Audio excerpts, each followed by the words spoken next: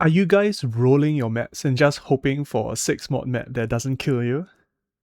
I actually think there are easier ways to go about life than just constantly rolling maps, hoping you get a good one that you can actually run.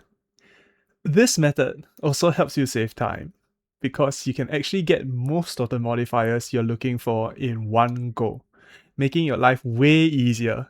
It not only saves you time, it even saves you re-rolling currency. Think of the amount of currency you spend rolling your maps if you keep hitting mods that will break your build. Personally, I think even including the time spent shopping, the game is way more fun per hour because I just don't enjoy sitting in the hideout rolling maps. So without further ado, I'm going to go with a step-by-step guide on how to shop for the waystones that you want, just in case you are new to this. What you can do is that you can actually pick the tier of the waystone that you want to run. I personally just run tier 15, so we'll go with that for this run, but I think tier 16, tier 6, tier 1s, everything you can probably try. So I'll go to the tier 15s, and then I will show you this, where I will add a stat group called count. What this does is that it searches for waystones that have X, at least X amount, or for maximum of X amount of modifiers within this group, which is very useful here. Because what we actually want is, we don't actually want all the modifiers we'll be putting in this group. We actually just want as many of the modifiers in this group as possible. One thing you can also look at is that you can actually count the number of modifiers inside this. So for example, if I put 6 minimum modifiers, which is a requirement in order to use 3 tablets, so you might actually want this, you will be able to get only 6 modifier tablets here, which I think it's way better than spamming exalts. And as you can see, most of them only cost 1 exalt, so you're actually paying way more if you just don't, buy it off the trade site. So with this, you can actually just pick 6 modifier maps, and then now I will show you what I will do for my own build. So my build is, I'm a CI minion Disciple of Arashta build. So since I'm CI, I'm actually immune to bleeding and chaos damage. So 3 mods for me are, if the monsters bleed, monsters have a chance to inflict bleeding on hit. For example, I'll give a minimum of 1. And then you'll see that all of these maps that you are seeing right now will have a chance to inflict bleeding on hit. This modifier is completely free for CI characters because we are immune to bleeding. Poison is also free because we are immune to chaos damage. Chaos damage is also free because we are immune to chaos damage. Let me find it. I think it should be monsters.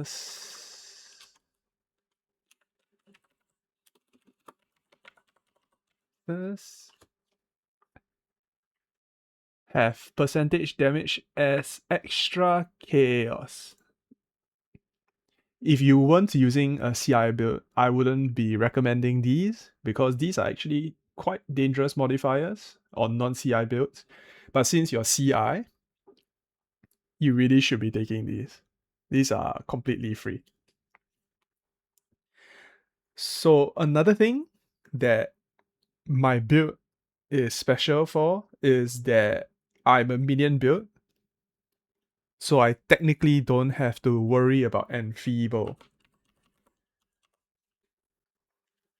So if players are cursed with enfeeble, it doesn't matter to me because my minions are the one doing damage, not me. Another thing is that my minions are casting spells.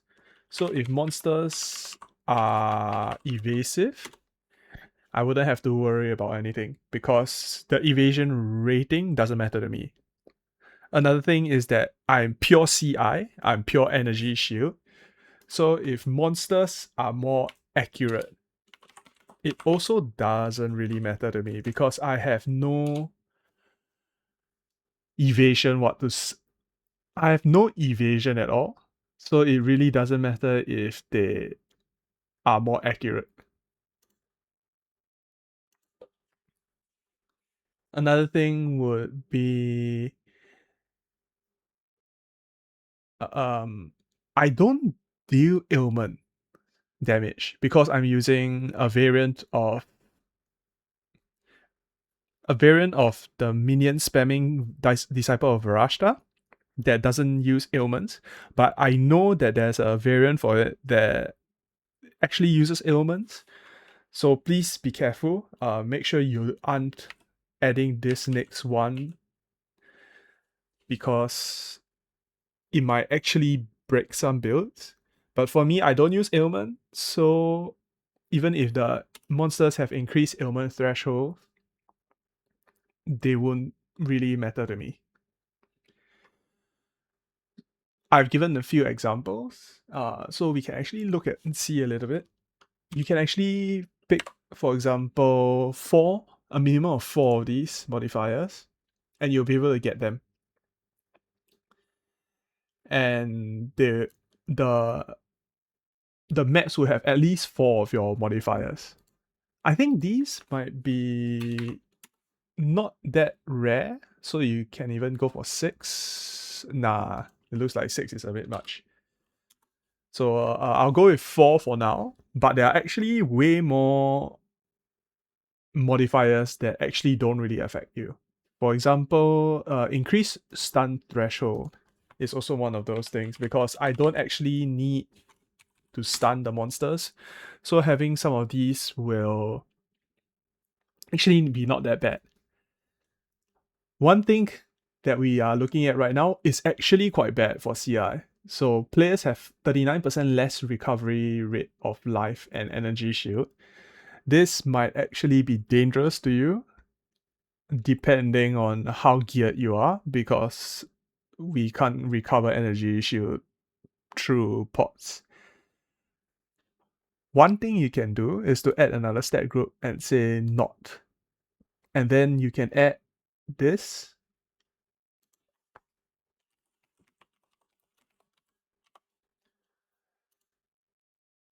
And in the future, they will not have any more mods that are dangerous for you. Yes. So you can see that actually most of these mods are free, what I'll say quote unquote free, and thus you'll be getting all the advantages of a 6 modifier waystone with hardly any other risk. And just take a little look at when a streamer says they are running juiced maps, because not all juiced maps are built the same. They could be making their maps with tailored modifiers like what I've done just now. And you can clearly tell that for some of these maps, they are actually not much more dangerous than a white map. Actually, another thing that is quite dangerous would be. So, 2 other things that I highly recommend you put in the not category is the reduction of maximum player resistances. Due to how resistance reduces damage in Path of Exile 2, each percentage that this gets reduced is way higher than you think. So, for example, because the developers of Path of Exile 2 expect you to have 75% resistance for every element, roughly a 5% reduction in maximum player resistance is like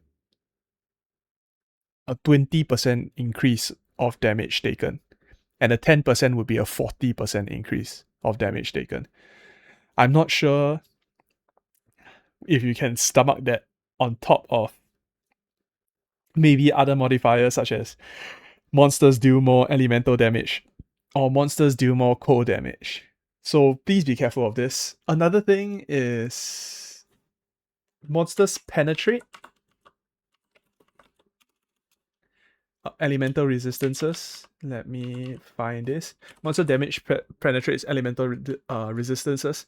This penetrates your maximum elemental resistance. So even if you overcap, this still goes through. Overcapping your resistances should not help you reduce the damage from this modifier. So this modifier is also very dangerous, unless you have some way to circumvent that. So I personally would run this. There are also other things, mix and match as your build requires or your build can handle. And your life will be way easier, way better than just sitting in your hideout rolling chaos. And it's so much cheaper. It's just like one exalted orb each. The only downside that I can think of is that it costs gold to buy all of these. But if you have a good method to farm gold, I think this is actually the way to go for getting waystones that you actually want to run.